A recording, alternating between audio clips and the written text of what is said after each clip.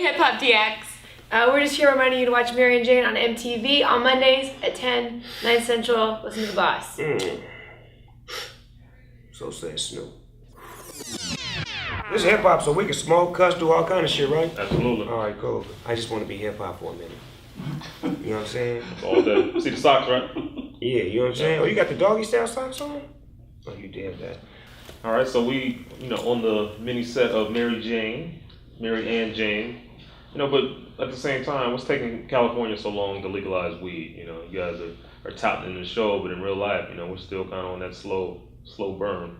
I think California want to make sure that everything is legally together before they jump out in the water, and I think Denver, Colorado is the perfect blueprint of what California aims to be and wants to be. So allow for Denver, Colorado to be spectacular, for California to come right behind them and try to duplicate what they're doing now.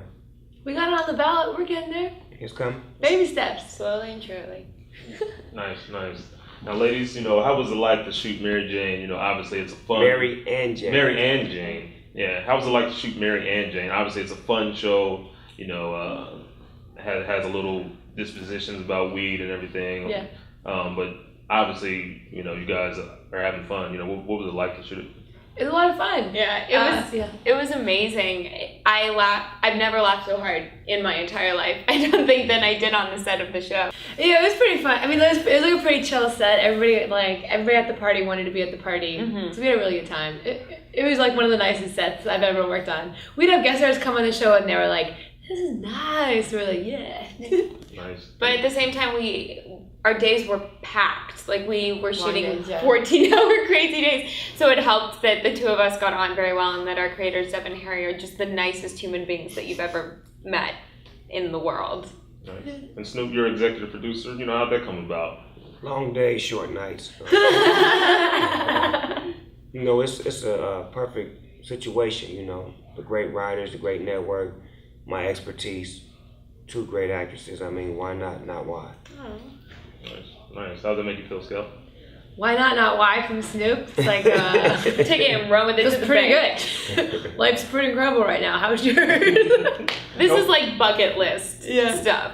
No, that's awesome. And what does executive producer entail for Snoop Dogg? I mean, are you like the weed master on the set? Are you teaching everybody how to roll a blunt in less than 10 seconds? Like, what does that mean? I think it's just you get it all. Like, having me as executive producer, you have access to any piece of information that you may want to verify. You have taste testing ability. You have, credibility. You understand what I'm saying? It's all of the above that comes with me being connected to the situation. And it's a great show to begin with off the top. It's written, it's structured, it's put together with the right, ingredients. So when I come in, I'm just a candle on a cake. Smart comedy, huh? Oh yeah, I mean it's very smart and it's educational. It's a lot of messages and a lot of thought put into the writing process. So when you're watching this, you're not just watching for one reason. You're watching for many reasons. You may initially turn there thinking that you're gonna get high, or you're high and you want to watch a show to make you feel better, but you may end up getting a message or a lesson. So it's a great show all in one, and you just got to tune in and watch it. Nice. Jessica, explain your character on the show. So I play Paige, who is best friends and a entrepreneur. Right. I like that word, co-entrepreneur. Co-entrepreneur with Scout's character Jordan, and Paige has just a heart of gold. And tries so hard, and a game that I would play with myself often on set is how long can we keep Paige smiling until her facade just cracks from whatever bizarre predicament they've gotten into. But she has a huge heart. She tries really hard all of the time, sometimes a little too hard. And luckily she has a best friend like Jordan to help her relax every once in a while, because she's a little high-strung. Just a tiny bit. And Scout, you played an easygoing Jordan, Yeah. What was it like on that set to transform into that? I wish I had self-control in real life, but I don't. So it was pretty fun. I think it's nice to be able to be the kind of woman Jordan is on TV, which you don't see as much. Kind of the idea of like just not getting hung up or stressing out about anything, especially in LA where it's like, it was nice to just be like, yeah, let's live in this world forever. So yeah, mellowed me out, I guess. Nice. Well, looking back at your career, Snoop, would you consider yourself like the OG weed rapper? Are you the one who kicked it down the door for like, Redmans and the Currencies to follow suit? Nah, I wouldn't say that I was the one that kicked down the door. I feel like I was one of the pioneers as far as one of the, faces that's gonna be on Mount Cushmore. Give us a Mount Cushmore depiction. So we got you, we got Redman off top. Start out, you doing the wrong order. Wrong order. Willie Nelson. Oh, we talking hip hop though. I mean, Willie Nelson is hip hop. I'm vouching for that. Okay. Verifying he is hip hop. He's on one of your albums. Please believe it. Okay, we got Willie Nelson. Yes, sir. Then we got Be Real from Cypress Hills. Of course. You got this gonna have to be a duel. They're gonna have to split it. Red and Meth. Half his face, half his face. And then the last face is mine. Nice. Willie Nelson got that hip hop slide. Come on, man. Willie, man, make room, man. Cheech and Chong would have been up there, but they, they in heaven. They the godfathers of this thing, because they jumped in when nobody was jumping in. So they above Mount Cushmore. They who we look up to. You dig? Absolutely. I would take a serious road trip to go see that mountain. I would drive a very long way. I'd bring a lot of good munchies. But would you take the high road? I'd definitely take That's the what high I'm road. talking about, Jess. You're the best, Jess. You're going to do the high road. On the educational tip, there's also a racial aspect to the show. It has two white girls who are, delving high into the weed, situation as well. You guys think it breaks down a stigma that marijuana might have by having that as the casting? Yeah, I think our show tries to live like as accurately in the world as it is. That's also funny. So that's like women run business was intentional. That it was two white people wasn't. But I think the show like lives in the real world a bit. So like looking at politics and like stigma against weed in any direction. Yeah, we got it. And I think it's really fun to kind of turn a stoner comedy on its head, in the sense that you can watch our show and there is kind of all the zany craziness that weed brings into it, but it's also about two girls who are active in the world and really running good a friends, business. and running a business and interested in making their mark on things. They don't want to just sit on their couch and eat potato chips all day. Some days, on Saturdays, sure, why not? But like they have goals and dreams that they want to achieve. And that to me is such a wonderful thing about the show. And I think it's not really so much about what color they are. Because one thing about this right here, it brings all colors together. And you don't pay attention to where she comes from, how she talks, what race she is. This thing right here unites all people. And a great bud dealer, especially if she look good, who gives a fuck what color she is? Thank You you. get what I'm saying? This from the consumer. Nice. I'll take that. No, amen to that.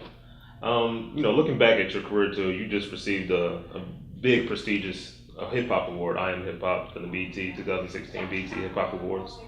But you're also kind of like a reluctant legend. You've told me repeatedly that you don't plan on having a biopic, especially during the whole Straight Outta Compton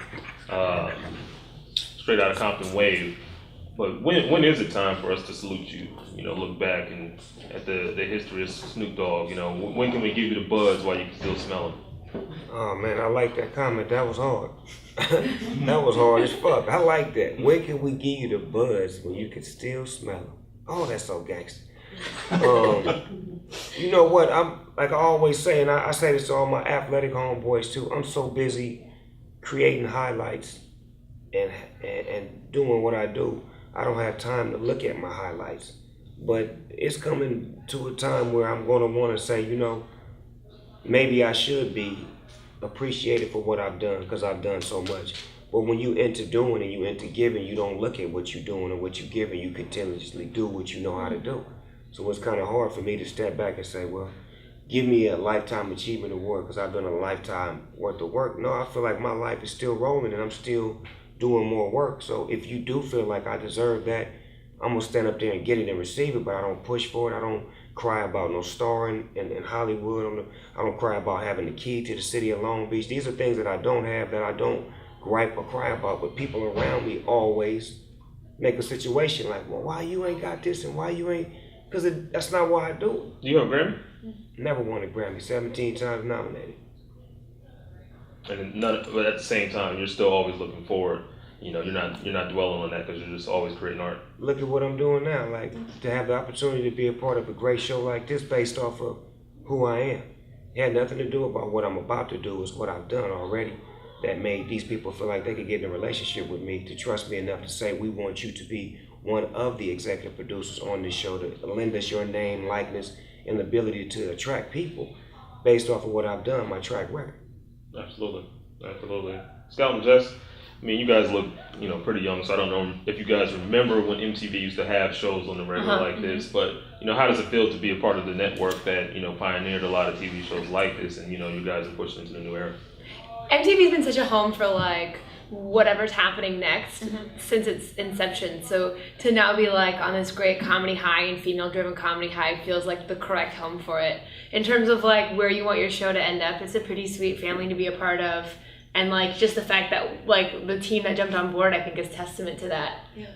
It really does feel like we get to be part of the zeitgeist. And I think that TV and the platforms for TV are changing so rapidly. And it's such an exciting period of time to be involved in TV in whatever way. And I'm just excited to see how MTV continues to push the envelope, because that's what they always do. And I am so grateful that they let our show do that in the way that's appropriate for our show. And we've been given so much creative license and freedom, and I think that when you watch the show you can really see that and sense it, that everybody who's there is there because they want to be there and they're interested in telling this story, and that's an incredible thing. Nice. We're grateful for you, Snoop. Thank you, baby. It's a great day to be grateful. I see the greatness in you. And you too. Yeah, you too. Yeah. All right, signing off, have you got a chance to, reach out to Game? Got a chance to speak with him during his whole beef with, or whatever it's called, whatever they're calling it these days, Meek Mill? No. I've been smoking weed watching Mary Jane. Yeah, I mean, the last... When I finish watching the last episode, I'll be sure to give him a call for you. When's the season premiere? I mean, season finale. When's the season finale? November 7th? November The 7th. day after they vote for the legalization of marijuana. So it'll be a party. What a coincidence, right? No, not a coincidence. There's no accidents or coincidence. It's meant to be. Nice. And we're looking for that vote yes, right? Y-E-S. Nice. Spells yes.